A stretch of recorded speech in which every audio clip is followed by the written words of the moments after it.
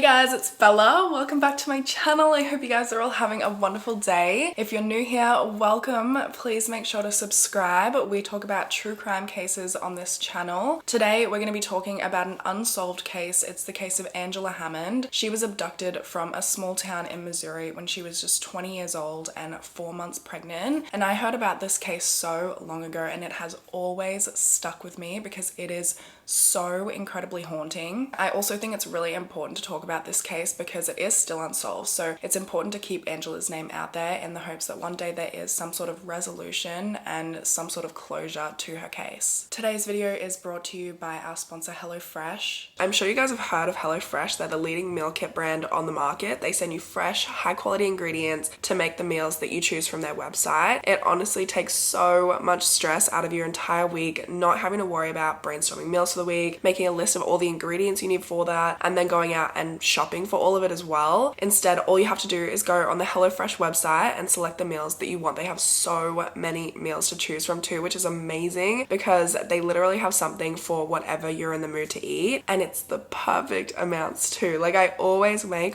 either way too much or way too little pasta, but HelloFresh sends you the exact amount you need. It's perfect. It just makes cooking for two so much easier, and you can also schedule the delivery to suit when you can receive it as well. You can modify the servings, you can pause or cancel your subscription at any time, and you can also get up to $200 off if you use my link and my code, which is BellaChef, and the link and the code can be used worldwide, so you'll get a special discount depending on where you're watching from. I'll leave the link and all of the information in the description box down below, so make sure you guys check that out, and let's go ahead and get into today's case. So Angela Marie Hammond was born on the 9th of February in 1971 to parents Marsha and Chris Hammond, who were very loving parents. Angela was their firstborn and they were just so excited about it and to be new parents. They lived in Kansas City when Angela was born and lived there for the first 4 years of her life. And then in 1975, when Angela was 4 years old, they moved to Clinton in Missouri, and Marsha's parents also lived there, so they were going to be closer to family who would provide them with some support on this new journey in their lives as parents. Clinton was a small rural town, so they were also going from this,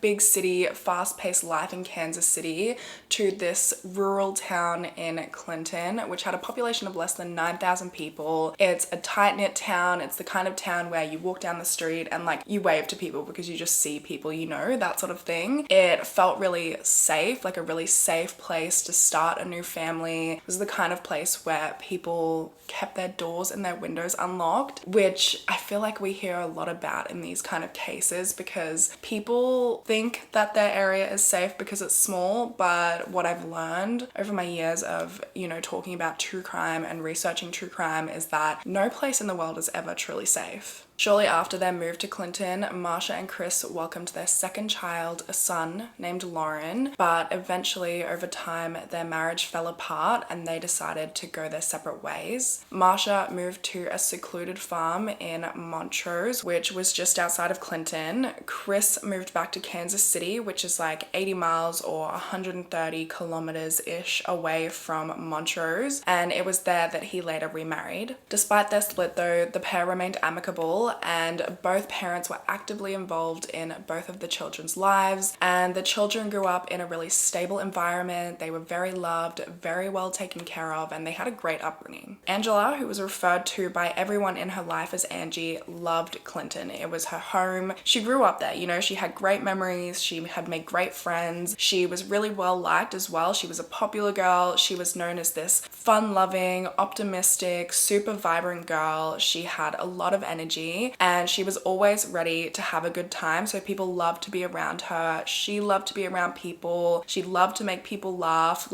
There was never a dull moment around her. She also did really well in school and was excited to make a future for herself in Clinton. And then in November of 1990, when she was 19 years old, she met a guy named Rob Schaefer. He was an 18-year-old high school athlete, and in the small town of Clinton, high school football was huge. So many people would go and watch high school football every Friday night. It was a big deal. So Rob was popular, he was smart, he was polite, he was driven just like Angie. He had ambitions to join the military after finishing high school, and he and Angie fell in love. The next year, in January of 1991, Angie actually became pregnant. She told Rob, and Rob was elated. He was so excited to be a dad and start this future together with Angie. He went out and bought a ring, proposed to Angie, they became engaged, and they went and told their parents, and both of their parents were so supportive and just loved them together as a couple. They were a great pair. They moved in together into a rented trailer home, and they started planning their lives and their future together. They still had a lot of ambition. Rob still planned on joining the military in summer of 1991, and Angie was taking college courses at the Central Missouri State University, which is in Warrensburg in Missouri, and she was also working at the Union State Bank as a night processor.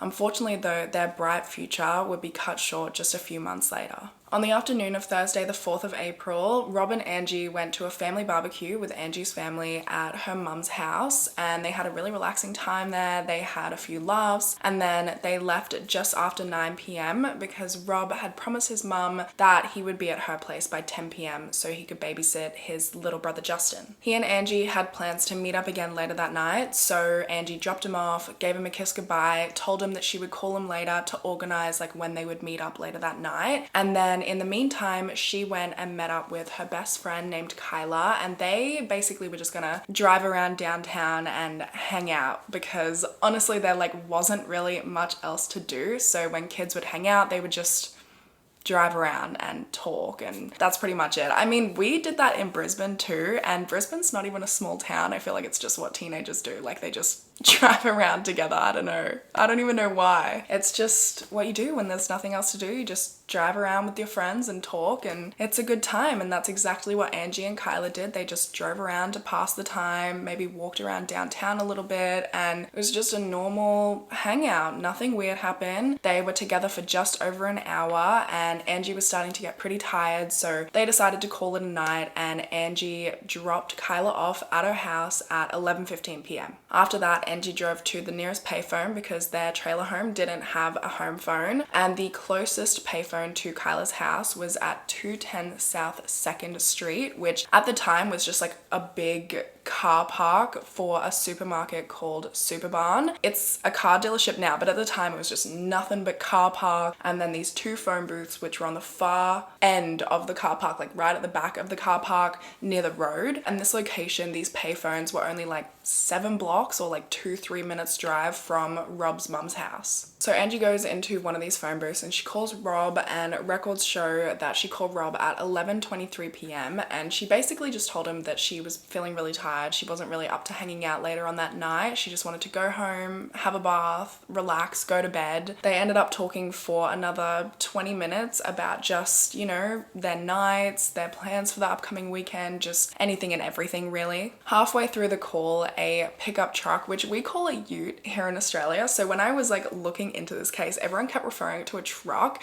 and I was fully imagining like this, like a truck, you know, like a big actual truck. But a truck is just a ute, so if you're Australian, just keep that in mind, I guess. But this truck kept circling the area that Angie was in, and it was making her really uncomfortable. She was feeling very suspicious of this truck, and so she told Rob about it on the phone. Rob asked her what the truck looked like, what the driver looked like, and she couldn't make out the driver, but she said it was a green pickup truck. Really shortly after this, the truck actually pulls into the car park that Angie's in, and it pulls up right next to her car, and she is of course parked right next to the phone booth. So this truck comes and parks right near where Angie is. The man gets out of the truck, goes up to the other phone booth next to hers, and he's in there for like a couple of seconds before he goes back to his truck, gets out a flashlight and kind of starts waving it around like he's looking for something. Angie is giving Rob the whole rundown of everything that is going on. Like she's telling him everything that's happening because she's pretty uncomfortable at this point. And Rob's just trying to assure her, he's like, you know, maybe he just needs to ask for directions. Maybe that's why he's been circling, because he's lost and he saw this phone booth and he needs to come and call somebody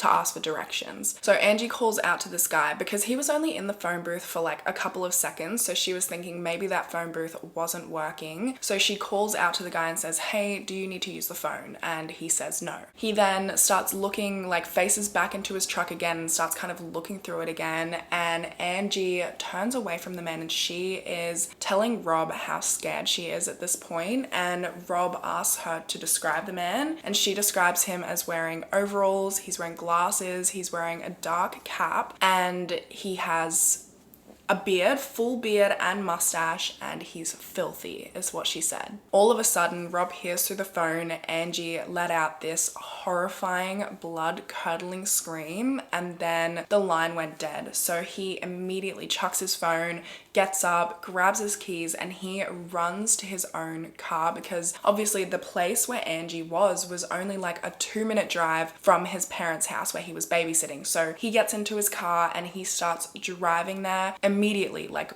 pelting towards this place. And as he's doing so, he sees this green pickup truck driving towards him, and he sees there's like a girl in the passenger seat and she's really struggling, but he can't quite make out who it is. He can't make out who this girl is because it's nighttime. So there's headlights on. The headlights of this truck are like shining into his eyes, but then as he passes this truck, the window of the truck is like slightly ajar, and Angie leans over the driver and yells out the window. She screams, "Robbie." He knew instantly that it was Angie in that truck, and so he does a really sharp U-turn to turn around and start chasing this truck and trying to get Angie back. So he like stomps on the brakes, puts it into reverse, and then immediately gasses it after this truck trying to catch up to them. He gives chase for about 2 miles before this truck makes a really sharp right turn at high speed to try and lose Robbie. And Robbie also makes this sharp right turn at high speed, and his car just gives out on him. It stops in the middle of the road, and all he can do is sit there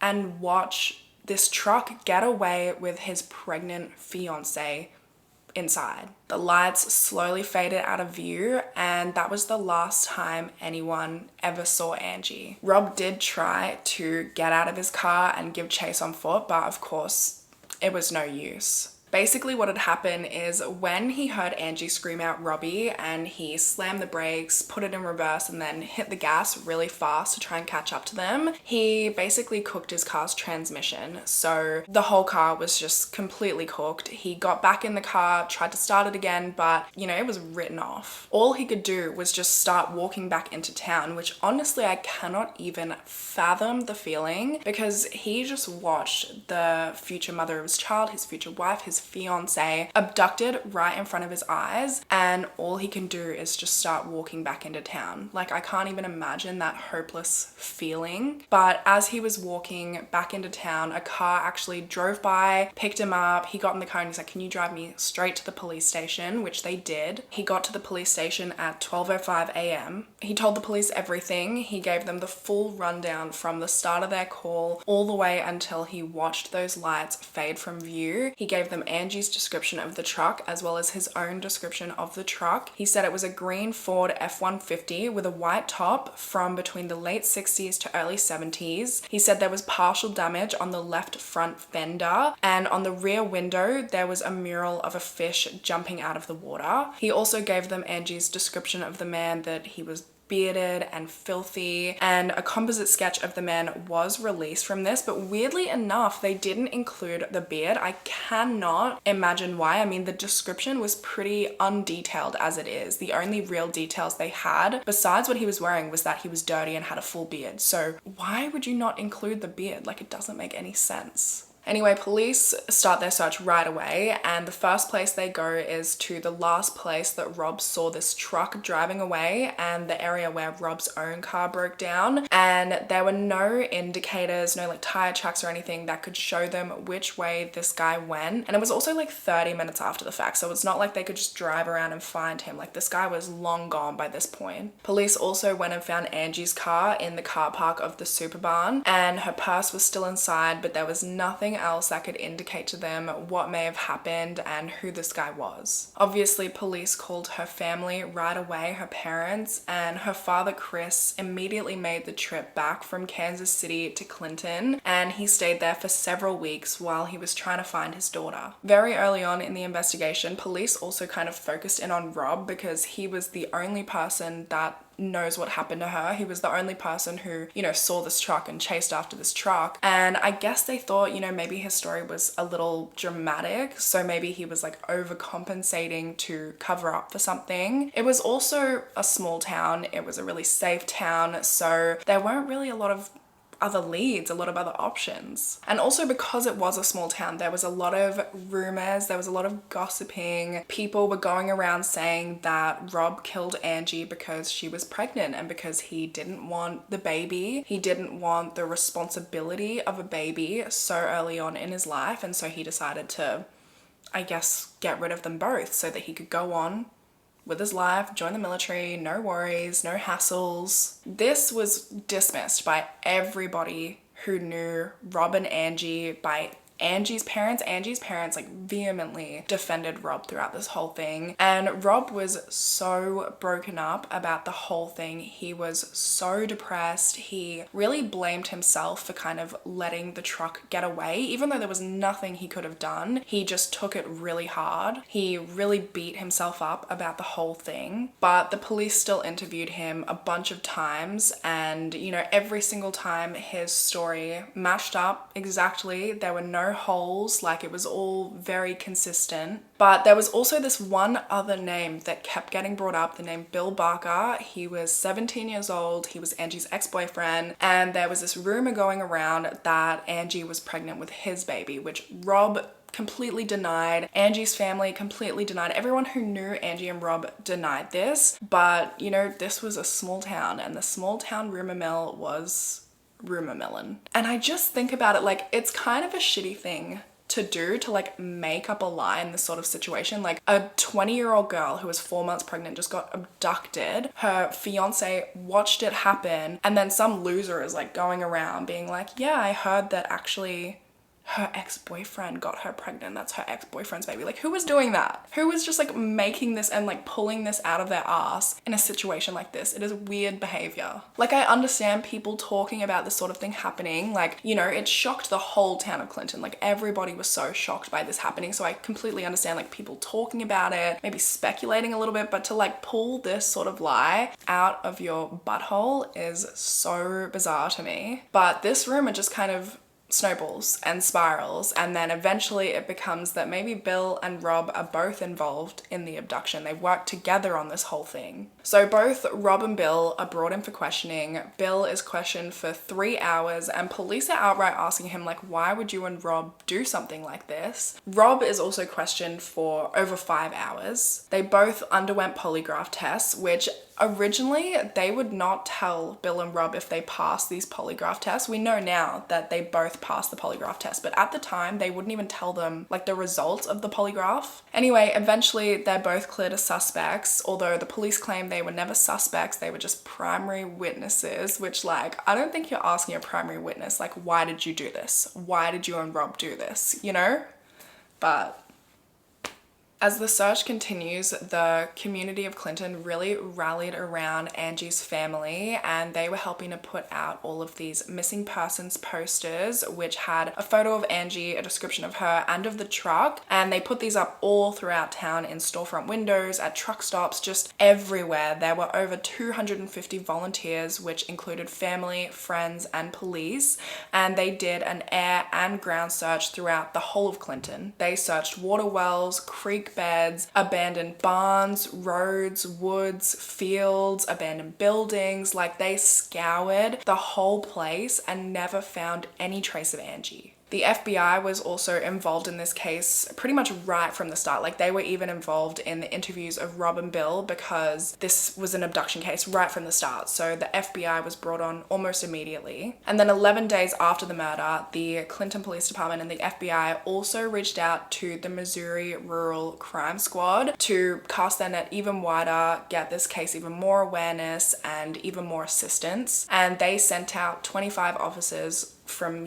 all different counties to assist in this case. 2 witnesses also came forward to say that they had seen the same truck that Rob had described to police. So the Missouri Highway Patrol did a search in their database for this truck on the state police computer. They got over 1,600 trucks matching that description, but unfortunately they didn't get a single lead from their search. Police then started looking into the possibility that Angie's disappearance was related to 2 other similar disappearances that had happened in the months prior to Angie's abduction, both of which had occurred within an 80-mile or 130-kilometer radius of Clinton. The first case took place in Max Creek, which is 70 miles or 112 kilometers from Clinton, and it took place just 3 months prior to Angie's abduction on the 19th of January in 1991. 42-year-old Trudy Darby had been working the night shift at a convenience store, and at around 10 p.m. she noticed there were 3 men lingering outside the store, which made her super uncomfortable, and she called her son Waylon to come and walk her from the store to her car. But when Waylon arrived just 10 minutes later, neither Trudy nor the 3 men were anywhere to be found. The front door was open, the lights were on, the cash register was open. 2 days later, on the 21st of January, Trudy's naked body was discovered 15 miles or 24 kilometers from the convenience store in the Niangua River. She had been sexually assaulted and murdered, having been shot twice in the head with a .38 caliber gun. 1 month later, on Wednesday, the 27th of April in 1991, Cheryl Ann Kenny disappeared from Nevada in Missouri, which is again 70 miles or 112 kilometers from Clinton. Cheryl was a 30-year-old mother of 2 and was working at the Quality Convenience Store, which was located on US Route 71. Usually the convenience store stayed open until midnight, but on this night Cheryl decided to close up around 10 p.m. because, it had been a slow night. She wanted to get home to her husband and her kids. At the time, at 10 p.m, it was just her, the janitor, and 1 male customer in the store. So Cheryl went and told the janitor he could go home because she was just going to leave as soon as the other customer left. And the janitor said that when he went to his car, the only cars in the car park were his and Cheryl's. After he left, it's assumed Cheryl counted the money in the till and went to store the money in the back room. She then set the store's alarm at 10:17 p.m, which we know for sure, and then she headed to her car, but she never made it home. Her car was found abandoned in the car park and she has not been seen since. A few days after the disappearance, 2 witnesses said they heard a woman scream in the area between 10:17 and 10:30 p.m. It's not known exactly what happened to Cheryl because her case still remains unsolved to this day. 3 years later, in 1994, Trudy's case was actually solved. 15-year-old Jesse Rush and his half-brother Marvin Chaney were arrested for her murder after Jesse went and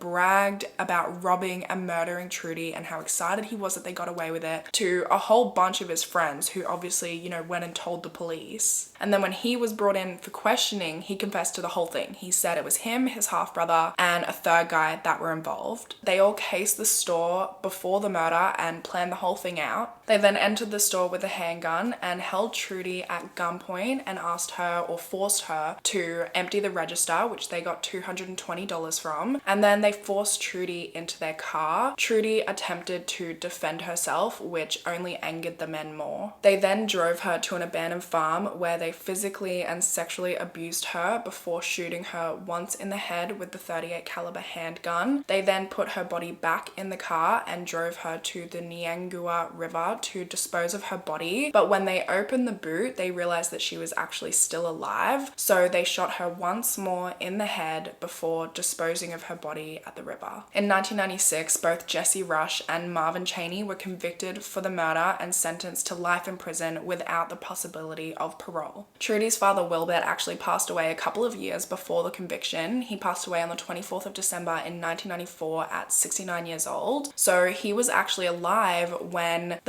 Jesse confessed and the 2 men were arrested for the murder, and he expressed his utmost gratitude and thankfulness that he was able to see this resolution, get closure, and get the justice that he so desperately sought for his daughter's murder. Marvin Chaney died in prison in 2017 at age 56 from natural causes, and Jesse Rush was actually released on parole in 2022 because of a Supreme Court ruling that basically said life without parole sentences for children 17 years or younger are unconstitutional. unconstitutional. Thankfully though, he was actually arrested again pretty soon after he got out, and pretty recently too. In like October of this year, he was arrested for having a bunch of firearms in his possession. Neither he nor Marvin ever admitted to having any involvement in Angie's disappearance, but Jesse did allude to being involved in other rapes and murders. When he was in jail awaiting his trial, he befriended this other inmate named Edward Thomas because he basically thought that Edward was like a lawyer and he could help lessen his charges. So he wrote this Edward guy 13 letters which just incriminated him more, and these letters were so disgusting. Like, thank God this guy is back in prison. I'll read you like a little bit of one of the letters he wrote, and just be prepared because this guy is like not even human. He said, quote, "I never told you about them other bitches because if it gets found by accident, it can get us involved in killing them other bitches. The cops don't even know about my brother and me killing any other bitches except Max Creek. Them other bitches in my last letter to you were both like that bitch in Max Creek. We all tortured the bitches, then fucked the dog shit out of them." Other than those letters, which kind of all read similarly to that, he's never mentioned Angela Hammond by name. He's never really mentioned any other names at all. And investigators couldn't find any solid evidence to link him or Marvin to Angie's disappearance. In October of 1991, a new lead emerged from a Canadian man. He was visiting some family in Ulrich in Missouri, and he had never heard of Angie before this point, but when he was there, he saw all of these like missing persons posters of her, and he immediately contacted the police to say, "I've seen this woman." He said back in September that he had seen her getting into a green pickup truck which had a white top and a mural on the back window, and this was outside a drugstore in Manitoba in Canada. The Clinton Police Department immediately contacted the Canadian Royal Mounted Police to tell them about this new lead, and the Canadian police immediately, like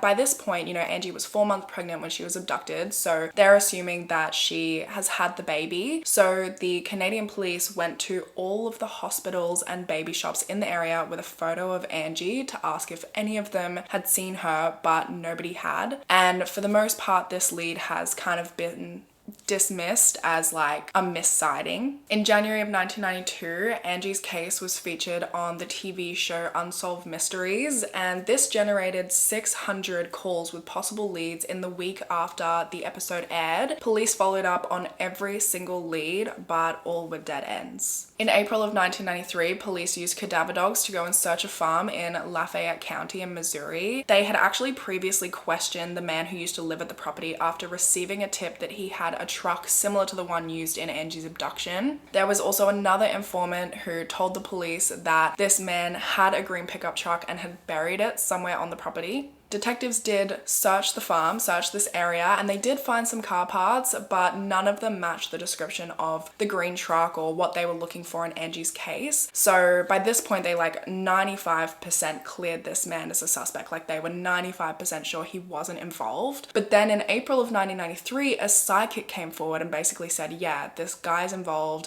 Angie is buried on this property. And so police basically went back to search kind of to settle the whole thing. The detectives said they don't normally, you know, search places based on like a psychic's hunch, but because they had already looked into this man before, they just kind of wanted to settle the whole thing and rule it out. 24 detectives and 5 cadaver dogs spent hours searching this 60-acre property, but they found nothing, no trace of Angie. There were no leads that came from this search. 18 years after Angie's abduction, in 2009, Clinton police actually released some new information to the media and basically said that they did have some DNA evidence from the crime scene. They had some DNA evidence from the phone booth, and they were hoping this might lead to a possible suspect, but to this day, nothing has really come of this. In 2021, as the 30th anniversary of Angie's disappearance approached, Clinton police did another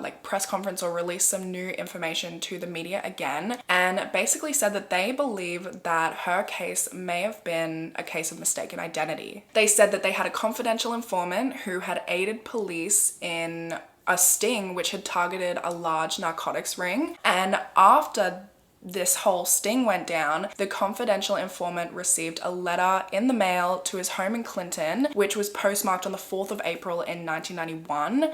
This letter was made of newspaper clippings and it read, "We know who you are. People like you deserve what you get. We know where your foxy daughter is at. She will see us soon." Detectives basically believed that Angie might have been mistaken for being this informant's daughter, and so they decided to abduct her to get back at this guy. Apparently, after police released this information, an anonymous person called them up and gave the names of 2 people who might have been involved in this. But like I said, this call was anonymous, so police couldn't call this person back to get any more information. They tried to plead with him publicly to get him, this anonymous person, if it was a him, to call them back so they could talk to them and get more information. But as far as the public knows, this guy never called back. They never got in contact with him. Maybe they did, but they just haven't let the public know. If there was any more movement on this theory, it's never been made public. And other than that, there really haven't been any other leads on this case, and Angie's disappearance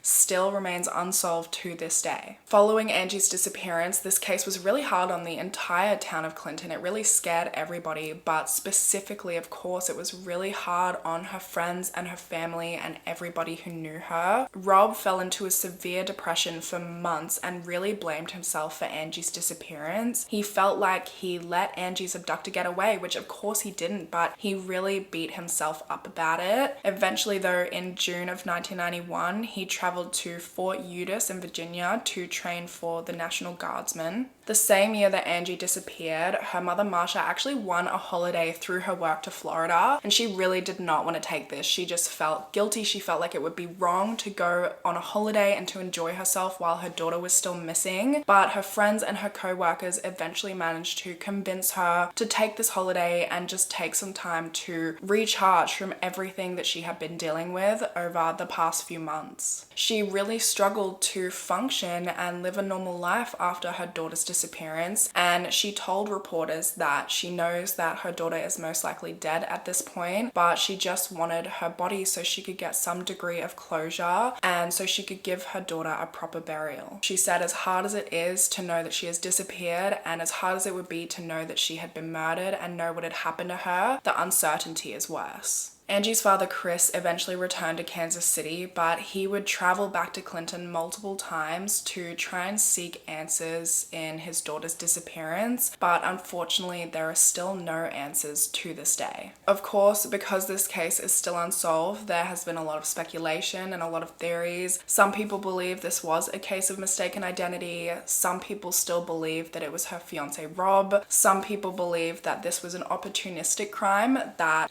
somebody drove past, saw her alone in this car park and decided to take advantage of that situation. And some people believe that this could be the work of a serial killer, and there have been some names that have been brought forward as potentially being linked to this case. One name that has been raised many times is that of serial killer Kenneth McDuff. His criminal history started back when he was 18 and was convicted of 12 counts of burglary and 1 attempted burglary. In 1966, while out on parole, he and an accomplice, Royal Dale Green, abducted 3 young teenagers, 15-year-old Mark Dunham, his cousin, 17-year-old Robert Brand, and his girlfriend, 16-year-old Edna Louise. They shot both of the boys and raped and murdered Edna with a broomstick. A few days after this, Roy felt guilty and went in and confessed to police, and he served 11 years for the crimes, and Kenneth was given 3 death sentences. But in 1989, he actually had a lawyer that convinced the parole board that Roy was the aggressor, and so he was let out on parole, can you believe? 2 years later, in 1991, he tortured and murdered a woman named Brenda Thompson in Waco, Texas, and he was arrested again on the 4th of May in 1992 in Kansas City in Missouri and was put to death on the 17th of November in 1998. So because he was caught in Missouri, people think that it's possible that before he was caught, he was responsible for Angie's abduction. Before his death in 1998, he actually confessed to a bunch of other murders in order to try and extend his death sentence and like be put to death later. And he was questioned extensively about Angie's abduction, but he never admitted to having anything to do with Angie's abduction, which honestly, I feel like that's the whole reason I don't think he was involved, is because I think like he would have used Angie in order to try and extend his execution date. Why would he use all of these other names and confess to all of these other murders, but specifically not Angie's? Larry Hall is another suspected serial killer that has been spoken about in this case. He has killed women who are very similar to Angie in her age, her build, and hair color. He also operated in Midwest Missouri in the early 1990s. People also think that he looks kind of like the composite sketch that was released in this case, and his MO is pretty similar to that of Angie's abduction at the phone booth. He also claims that he has buried 5 bodies in South Missouri in the Mark Twain National Forest. He said 3 of these bodies were from Springfield and 2 were from small towns that he can't remember the names of. So some people believe that those 2 bodies he buried from small towns could be Angie and Cheryl. He's also been linked to the case of the Springfield 3 for obvious reasons. But the one thing that gives people doubt on him is that he used a van in his crimes, not a truck. But who knows, like maybe his van was just out of operation at the time of Angie's abduction. You just don't know. Unfortunately, Angie's case is still unsolved to this day, and with almost no evidence, there really hasn't been a lot of movement on the case. The truck, I'm sure, is long gone by now, so there's no point looking for that, and that was really the only identifying feature of this whole case. That was the one thing they were really looking for. There really isn't a lot to go off, so unless somebody confesses or Angie's body is found, it doesn't seem like there will ever be answers. I really hope for the sake of her family that there is. I know you can never, fully recover or get closure from something like this, but like her mother said, the uncertainty is worse. So I hope that they can get some sort of closure in one day finding out what happened to their daughter, and some sort of justice to the person who did this to her. This case has just always really stuck with me because she had her whole life ahead of her. She had just gotten engaged to her fiance. They had just moved in together. They were going to get married. They were pregnant with their first child. They were going to start a family. They had so much to look forward to. And then one day she was just gone and there was no trace of her. Almost 30 years later, they're no closer to finding out what happened to her. There's no evidence as to what happened to her or who may have abducted her. And it's so scary to think about. I honestly haven't stopped thinking about it. But that is everything for this case. That's all from me today. I would love to discuss with you guys in the comments what you think, what theories you believe, what you think happened to Angie. But that's everything for today. So I'll talk to you guys in the comments and hopefully I will see you in my next video. Bye guys.